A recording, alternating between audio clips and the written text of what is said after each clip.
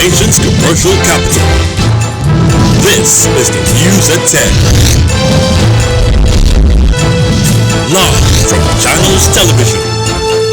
Reporting tonight, Ijoma Onyato. Hello and welcome. Suspended acting chairman of the Economic and Financial Crimes Commission, Ibrahim Magu, released from custody after 10 days. Airports across the country reopened for domestic flights amid COVID-19 precautions and adherence to guidelines.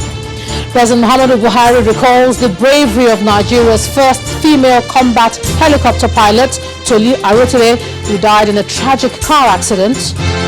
As South Africa's COVID-19 cases edge closer to 300,000 with over 10,000 positive cases daily. And Nigeria's candidate for World Trade Organization Director-General appears before Selection Committee, rules out plan for global body. Plus we'll have business, sports, news from Abuja, the EFCC, and later on news from our studios in London. On business news tonight, candidates for the World Trade Organization's top job call for speedy decision among member countries and its next leader as it begins vetting process today. On sports news tonight, Senegal and International Olympic Committee agreed to postpone the Dakar 2022 Youth Olympic Games to 2026 owing to the COVID-19 pandemic. And from Abuja, civil society organizations demand stiffer punishment for rapists, insist violators deserve life imprisonment.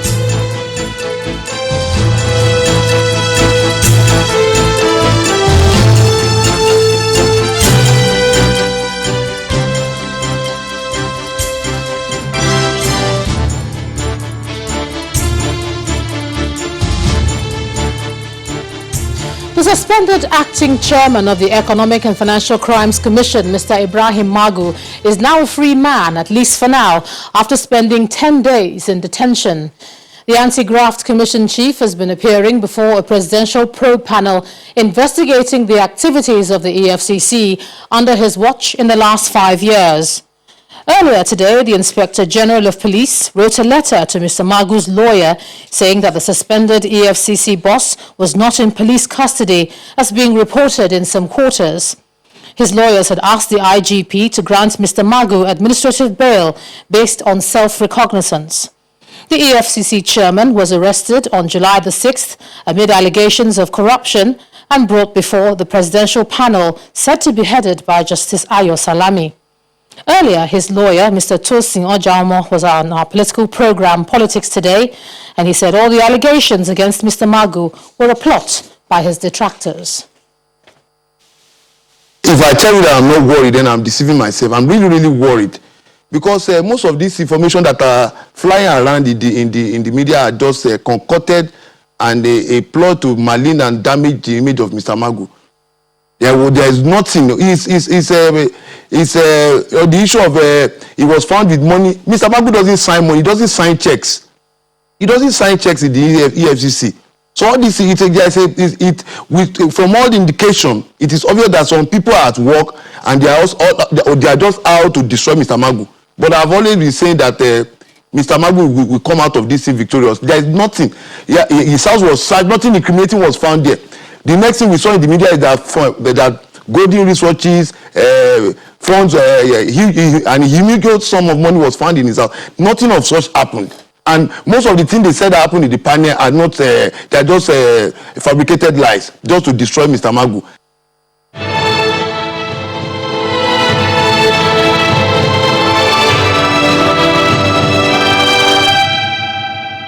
More airports across the country are now open for flight operations after about 3 months of shutdown following the outbreak of COVID-19. While flight operations resumed immediately in some airports, others are waiting patiently for the full implementation of the COVID-19 protocols for travel. Ilori Airport in Kwara State, North Central Nigeria. Staff take their seats outside, observing the social distancing rules. Another washes his hands at the facilities provided. Ticket counters in the terminal are empty, but authorities say the airport is ready and roaring to go, but awaits the certification to go ahead. We are fully prepared. But as the regulation in the aviation industry demands them, and we're expecting them on Friday to come and certify our facility in readiness for the operation. As soon as they certify the airport, we are good to go. Now to South Nigeria, this time to the Benin Airport in Edo State, where it appears passengers may have to wait a bit longer as the facility is not yet ready for resumption, as work is still in progress and officials not willing to speak. The situation at the Kaduna International Airport in northwest Nigeria is no different, as COVID-19 safety protocols are in place, but the terminal awaits clearance from the regulatory authority.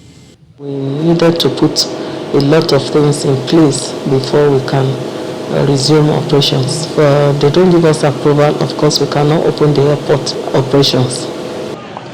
Now to the Victor Atta International Airport in Uyo, Akwa Ibom State, Southside Nigeria, where activities has picked up with passengers going through temperature checks and the 2-meter social distance. Quite efficient, quite organized. Yes, of course it's going to take a bit of getting used to, but I'm sure after a couple of flights, everybody will be on top shape. The time taken to board an airplane, the time is really the difference. So it takes longer time to do your check-in, takes longer time to screen, takes longer time to do just everything. And the state-owned carrier taxis away for a flight to Abuja. Now to Southeast Nigeria, specifically Enugu, where the Akano Ibiam International Airport under rehabilitation is located. The Minister of Aviation, Mr. Hadi Sirika, comes calling to assess the level of work.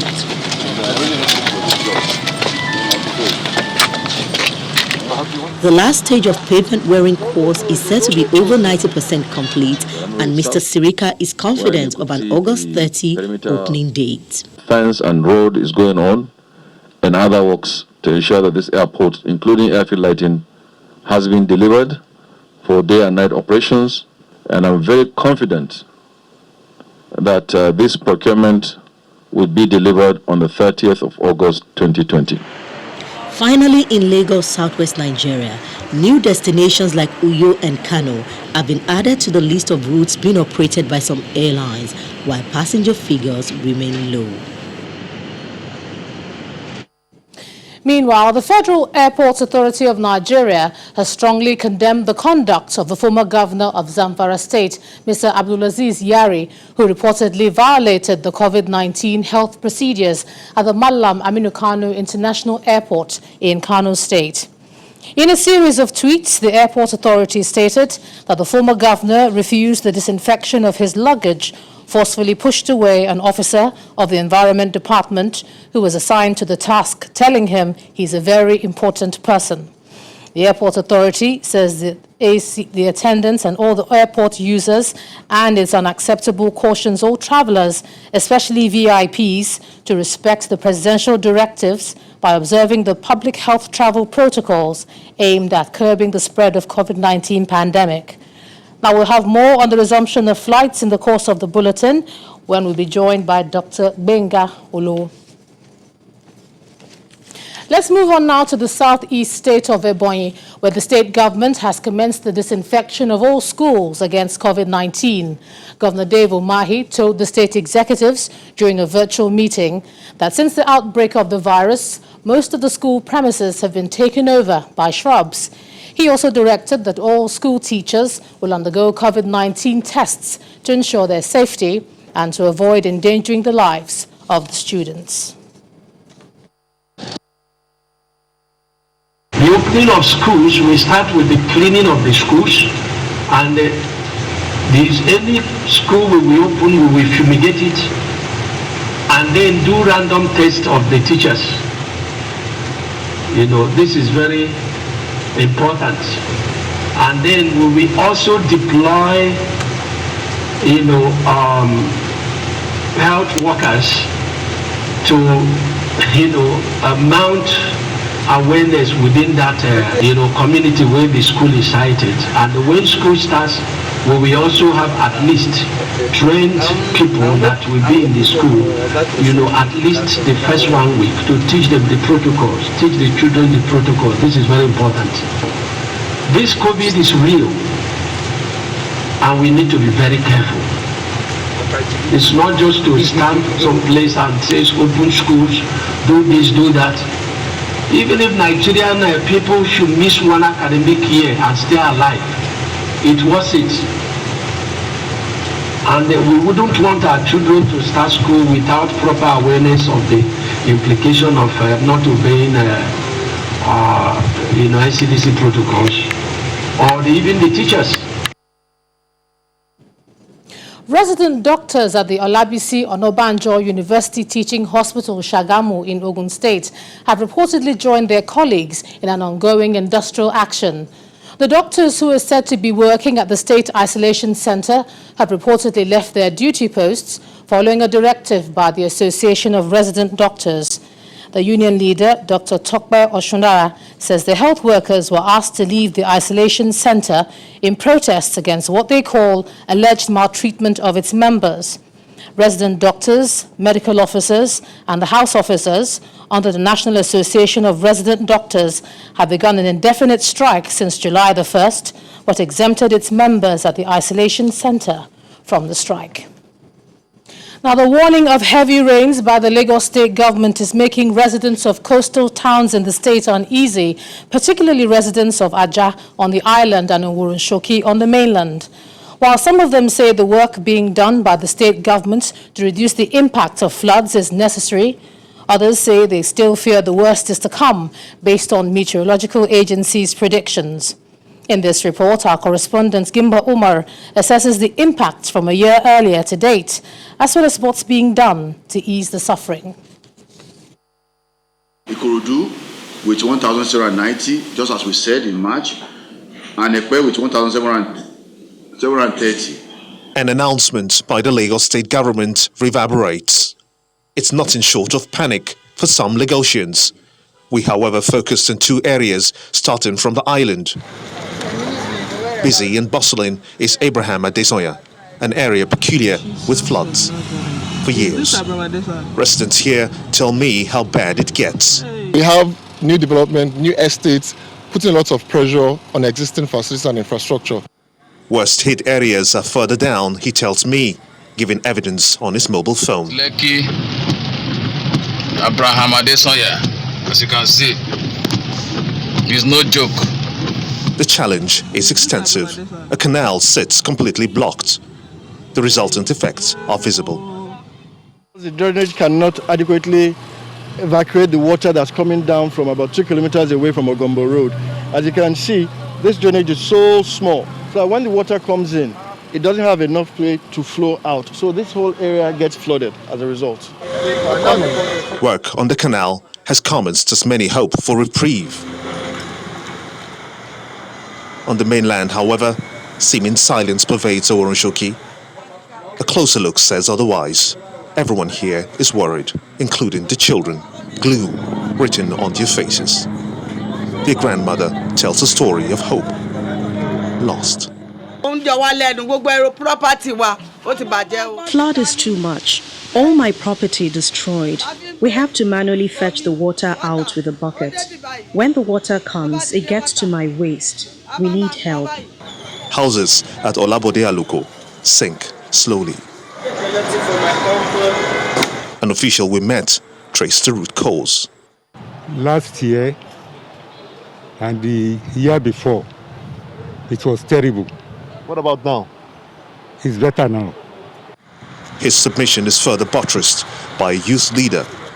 Major problem is this sand filling. Before the sand filling, water used to pass through into the lagoon. But now, because of the sand filling, it's finding it too difficult because there's a lot of blockage on the way. Dredging of the canal for some brings relief as they crave results for work done, saying that a permanent solution beckons. Kimba Umar, Channels Television News. In part 2, after the break, Nigeria's candidate for the World Trade Organization Director-General appears before Selection Committee, reveals our plan for global body. That's in a moment. To join us again.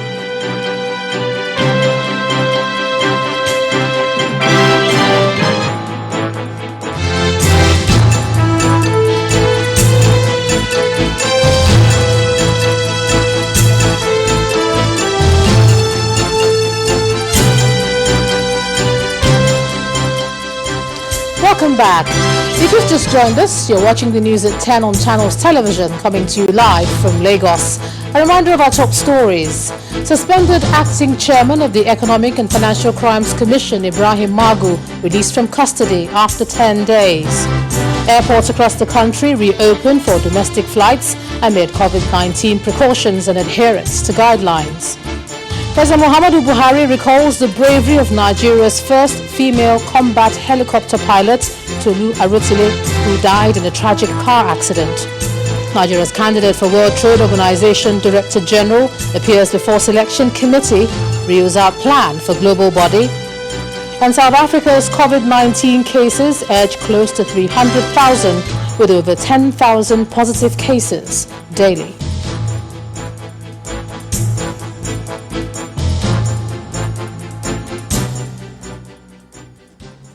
Our website, channelstv.com, has more information on our top stories and others.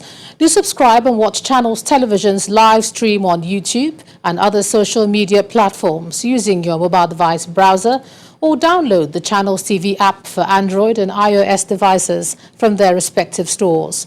You can also watch us via your smart TV platforms on Apple TV, Android, Fire TV, and Roku as well. Nigeria's former finance minister and former managing director of the World Bank, Dr. Ngozi Okonjo-Iweala, has been speaking on her plans for the World Trade Organization if she gets the job at the WTO. Dr. Okonjo-Iweala, who was today speaking at the WTO headquarters in Geneva, said if she's elected DG, she would ensure that the United States remains in the fold of the global trade body. Asked how she hopes to cope with the role of trade negotiation, Dr. Okonjo-Iweala says her experience in the financial world will come in handy in the new role.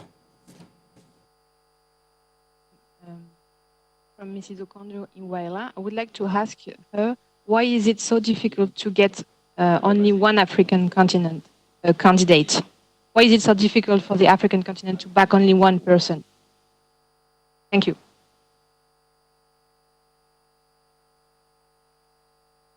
Thank you very much.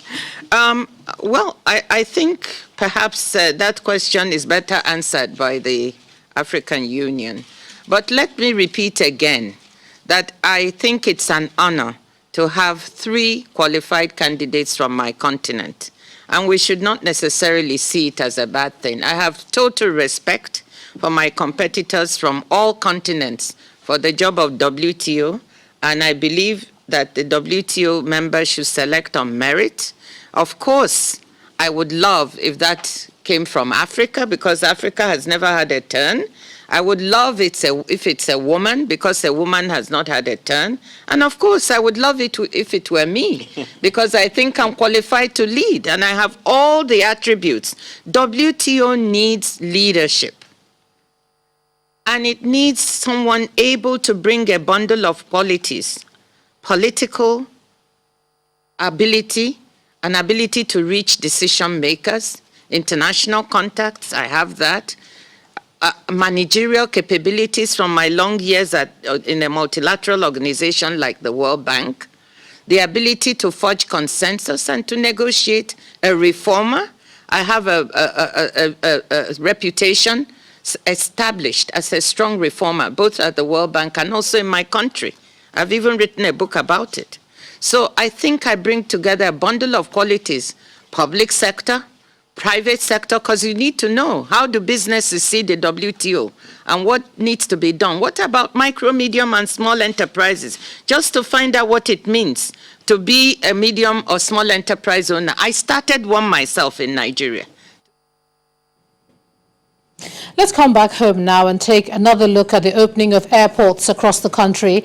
Joining me live is the President, Aviation Roundtable, Dr. Gbenga Olowo. Thanks a lot for joining us on the news at 10. Just from what you know now, can travelers be assured that everything that needs to be in place is in place regarding public health safety at the airports? Thank you for inviting me. Good evening. I can say categorically that passengers should come to our airports and feel very, very safe. Thanks for COVID. The industry has never had the kind of engagement that we had in the past 3-4 months between government and the industry. The engagement has been enormous, and I give it to the President, the Minister, and the current DG for inviting robust engagement. Engagement is so wonderful, ranging from the airlines, which is major. When you talk about aviation, airline is at the center of it, to all the service provider. And when you look at the airline sector, they are all private sector. And we were working till midnight last night. The airline report shows 98% readiness.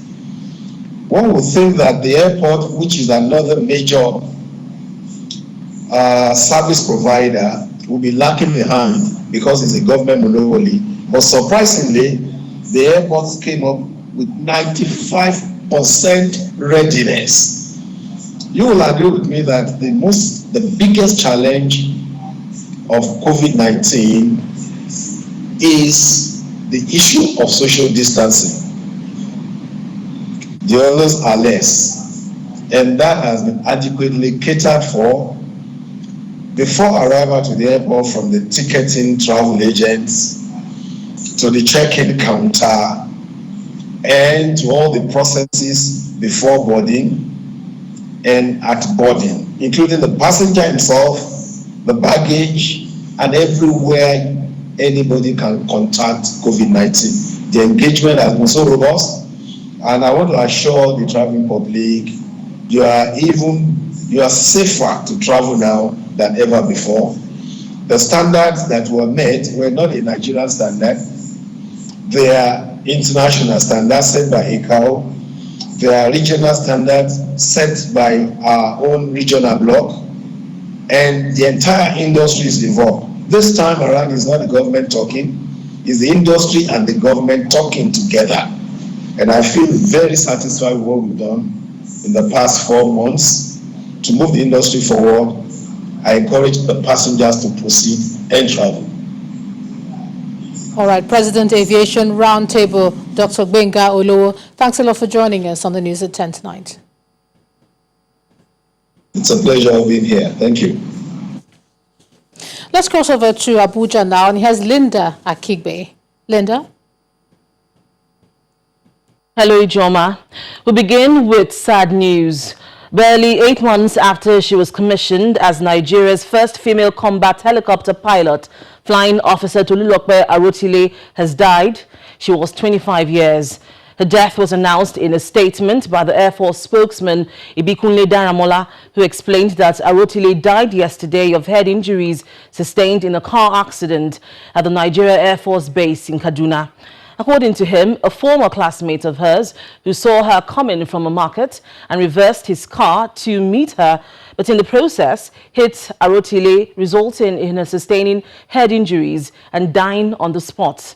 Flying Officer Arotile was commissioned into the Nigeria Air Force in September 2017 as a member of Nigerian Defense Academy Regular Course 64 as the first ever female combat helicopter pilot in the service. The NAF describes her service as short but impactful, as she was known to have flown several combat missions under Operation Gamma Aiki in Minna, Niger State, as part of the efforts to rid the north-central states of armed bandits and other criminal elements. The late Arotile hailed from Ife in Ijumo local government area of Kogi State. As expected, there are reactions to her death, and having been shocked with the news, President Buhari is condoling with her family on the loss of such a promising officer whose short stay on earth impacted greatly on the nation, especially in peace and security.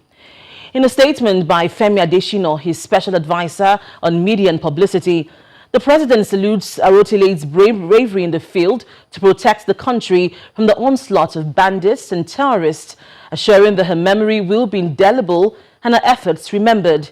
He went on to say President Buhari also commiserates with the Nigerian Air Force, airmen, airwomen, and all friends of the deceased, recalling her deft skills in maneuvering combat helicopters, which he had physically witnessed with pride. When the News at 10 returns, candidates for the World Trade Organization's top job call for a speedy decision among member countries on its leader as it begins the vetting process. That's the business news. Join us again.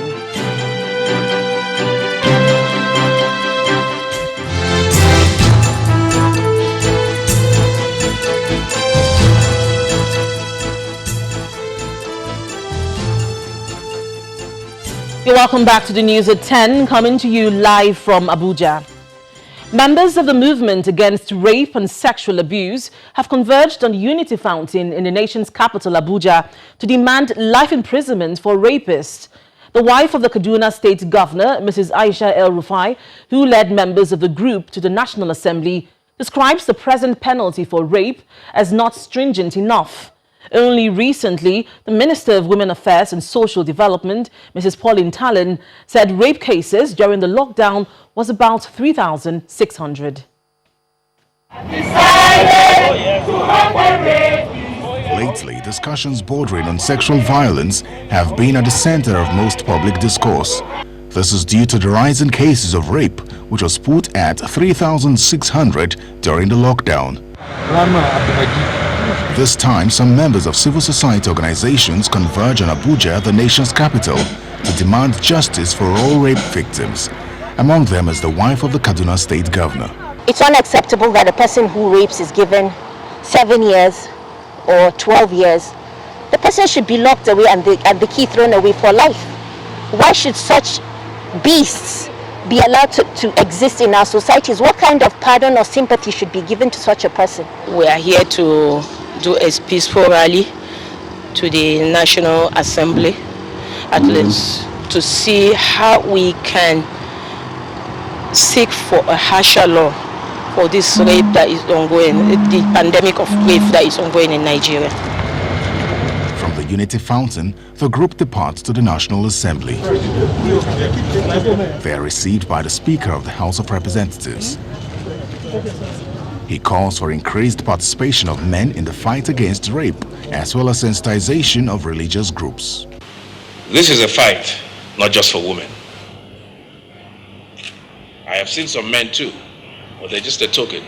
I would want to see more men in this fight with you, wearing your emblematic red, so that the message can be sent, the subliminal message can be sent, that even though the women are majority, 95% victims, but that we, the men, are the ones that are championing your cause. While the fight against rape and violence against women requires the support of all Nigerians, experts are of the opinion that stiffer penalties may just be a step towards reducing the rate of rape in the country.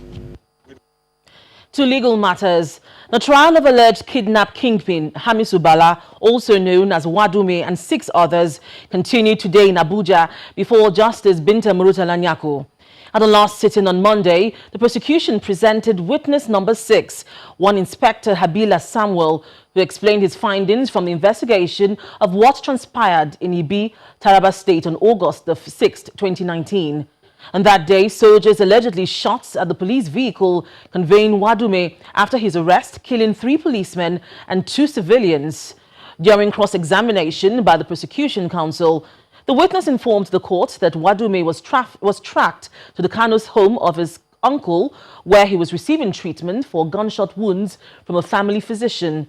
The counsel to the second defendant, however, claimed that his client, the station officer at Ibi, Inspector Daje, made his statement with an inducement to implicate a certain army captain, Balarabe, while that of the sixth defendant alleged his client, Zubairu Abdullahi, was tortured to get his statement. 6 AK-47 guns were also tendered as evidence in the course of the trial. And that's all from Abuja. Back to you, Ijoma. Thanks a lot, Linda.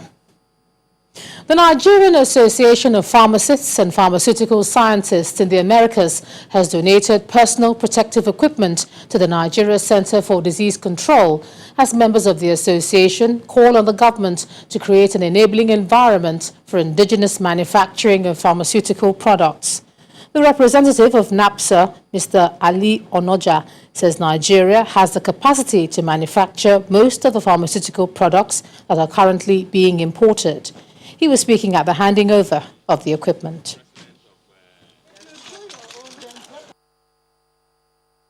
As we navigate the current global pandemic environment, NAPSA's key message to Nigeria is that they should not let the pandemic go to waste, but rather the lessons from it should inform our decisions going into the future.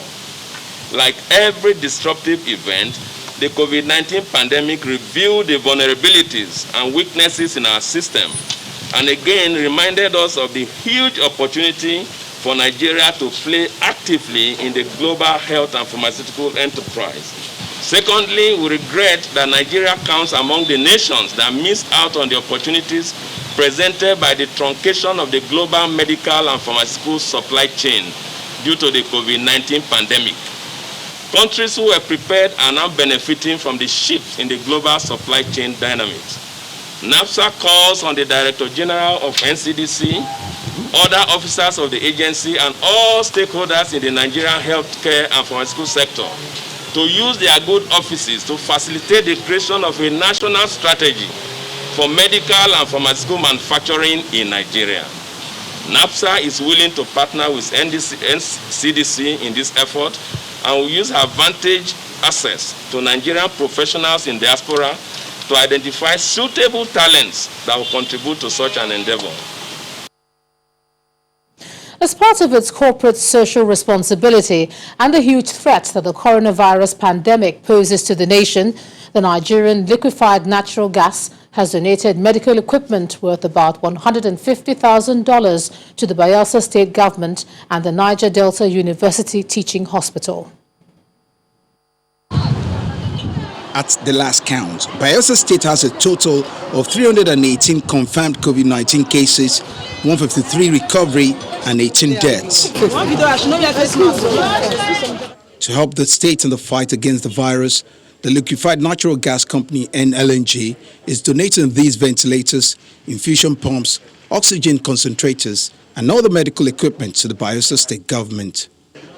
The Liquefied Natural Gas Company says the fight against COVID-19 cannot be left to the federal government and state governments alone, and that is the reason behind this donation.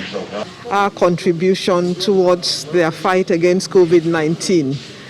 This is part of Nigeria LNG's contributions towards the NNPC oil industry-led intervention. Nigeria LNG has donated items worth $101.25 million towards this intervention across 6 states of the Federation. The donation is coming at a time when the Bayelsa State Government is ramping up efforts to improve the effective management of COVID-19 patients. We believe that this gesture that you have put forward here will continue and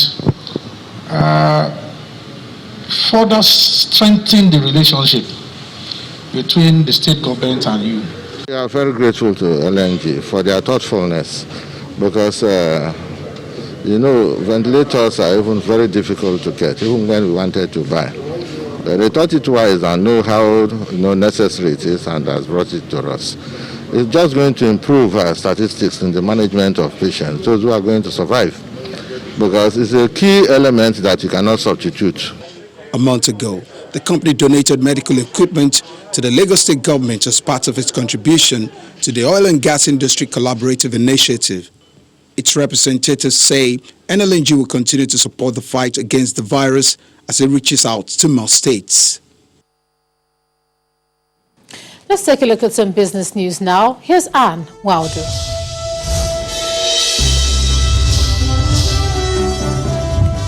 Thank you, Ijoma. Welcome to Business News. The Federal Executive Council meeting has approved the revised 2021 and 2023 medium-term expenditure framework and fiscal strategy paper at its virtual meeting. The virtual meeting, which was presided over by President Muhammadu Buhari at the Council Chamber of the State House, approved a 12.66 trillion naira budget for each of the 3 fiscal years. The Federal Executive Council also listened to performance reports from the Ministry of Humanitarian Affairs and the Ministry of Education, with the Minister of State for Education restating that schools are still unsafe to open for WAEC examinations.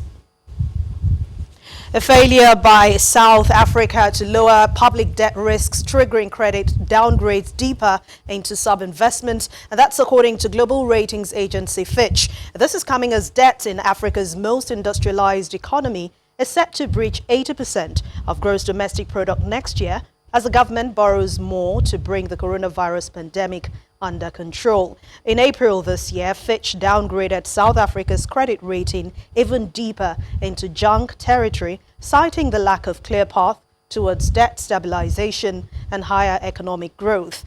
2 other top rating firms, and that's Moody's and S&P, have also rated the country as sub-investment grades.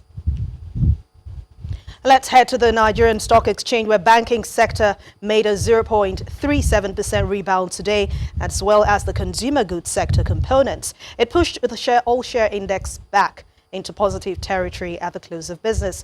Bisi Adebayo has the details for us.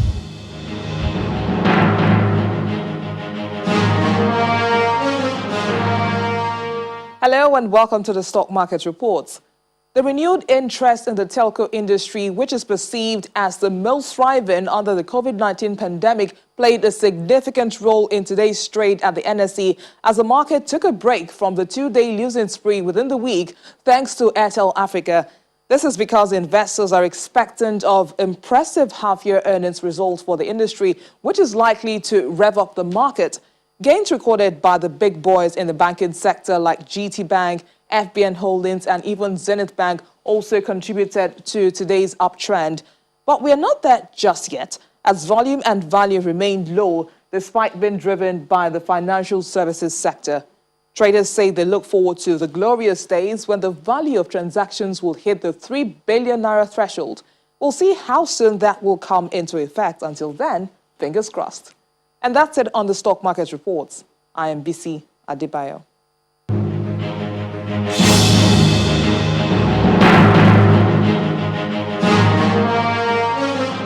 Thank you, VC. Major global markets have ended mostly positive today on optimism by investors for COVID-19 vaccines. Let's see the closing numbers for today.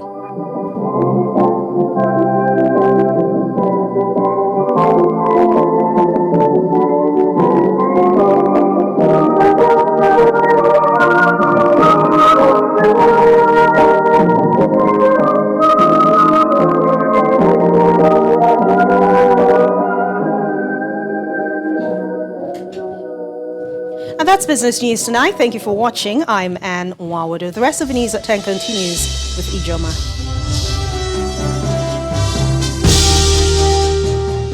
Thanks a lot, Anne. Still ahead on the news at 10, South Africa's COVID-19 cases edge closer to 300,000 with over 10,000 positive cases daily. Plus more stories from our London studio in Around the World in 5. Please stay with us.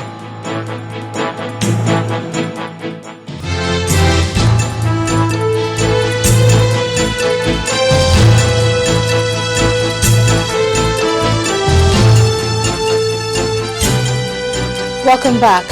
7,021 police officers in South Africa have tested positive for coronavirus, 53 of whom have died. The country's police minister, Becky Cele, says 4,949 of them have been quarantined in the capital, Pretoria, while 150 others have been hospitalized. The country has recorded 298,292 cases of COVID-19 so far and is set to hit the 300,000 mark, despite a swiftly imposed lockdown aimed at preventing infections spiraling as they did in the West. Here's Simon Pusey with more international news in Around the World in 5. Good evening and welcome to the Channel Studios here in London with your international news around the world in 5. China has vowed to retaliate against the US after it ended Hong Kong's preferential trade status and imposed sanctions on officials who cracked down on rights. President Donald Trump said he was acting because China had taken away Hong Kong's freedom after it imposed a new security law. Beijing condemned Mr. Trump's decision, saying it would impose sanctions on relevant people and entities in the US. Meanwhile, state media has promised public and painful retaliation against the UK over its ban of Huawei from the country's 5G networks. This announcement was followed by the Chinese Foreign Ministry declaration that China will take all necessary measures to safeguard its interests following the UK's decision to ban all Huawei equipment from its 5G network by the end of 2027. The Japanese capital Tokyo has raised its coronavirus alert to the highest red level after a recent spike in daily new cases. The city's governor described the situation in the capital as rather severe, as the number of cases exceeded 200 in 4 of the past 7 days. The tests show the infection is rising among people in their 20s and 30s. Health experts noted Tokyo hospitals were getting crowded as the number of patients doubled from the previous week. Thousands of people have demonstrated in Azerbaijan calling for war after recent deadly clashes with neighbouring Armenia. Protesters marched through the capital, Baku, demanding the government fully deploy the army, with some even entering the national parliament. Security forces responded with water cannon and tear gas to disperse the crowds. The recent border fighting has killed at least 16 people. Thousands of Israelis have protested outside Israeli Prime Minister Benjamin Netanyahu's residence in Jerusalem, demanding his resignation. Demonstrators argue his response to the coronavirus has been inept and his corruption trial would make him unfit to continue in office. The protesters were then dispersed by police with water cannon, and 50 of them were arrested for violating anti-COVID-19 restrictions. Mr. Netanyahu's corruption trial is due to resume on Sunday. A massive fire has broken out in one of Egypt's main crude oil pipelines, injuring at least 12 people, that's according to the Egyptian Health Ministry. Videos circulating on social media showed thick plumes of smoke and burning cars along the side of the road in a Cairo suburb. 17 people were injured by the accident. The pipeline runs along a major highway on the outskirts of Cairo, and authorities reported a spark caused by cars driving along the road set crude oil leaking from the pipe on fire. Thousands of people have protested in the Belarusian capital Minsk after the Central Election Commission refused to register the 2 main rivals of President Alexander Lukashenko as candidates in the next presidential election. The Commission's decision all but ensures victory for Mr. Lukashenko, who has been in power for 26 years. The 2 men had been widely seen as the last candidates left with a chance of defeating the president, who faces his strongest opposition in years as frustration mounts over the economy, human rights, and his playing down of the coronavirus pandemic. Flash floods and landslides have killed at least 16 people and displaced hundreds in a district on the Indonesian island of Sulawesi. Search and rescue officials were still looking for 23 people missing after the floods struck the North Luwu district. Heavy rains had inundated 3 nearby rivers for several days, prompting the evacuation of 655 people. Meanwhile, several dams across southern China have begun to overflow as a result of flooding caused by record rainfalls. Aerial footage of paramilitary working along a leaking dam in Wuhu city of eastern Anhui province. At least 141 people have died and millions have been evacuated. A sculpture of a black protester has replaced the statue of a 17th century English slave trader toppled by anti-racism demonstrators last month in the UK. The statue of Edward Colston, who made a fortune from trading in West African slaves, was pulled down and thrown into the Bristol Harbour by anti-racism protesters demonstrating in the wake of the death of the African-American George Floyd. It was replaced by the sculpture of activist Jen Reed, who was photographed standing on the plinth of Colston's statue after it was brought down.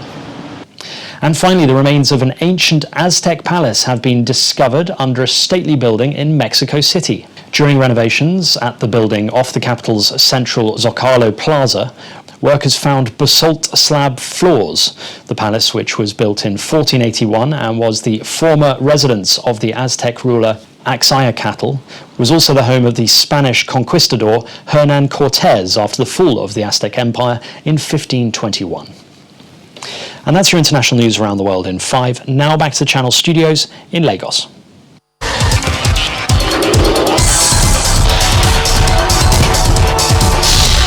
Thank you, Simon. Hello and welcome to Sports News. Senegal and the International Olympic Committee have mutually agreed to postpone the Dakar 2022 Youth Olympic Games to 2026.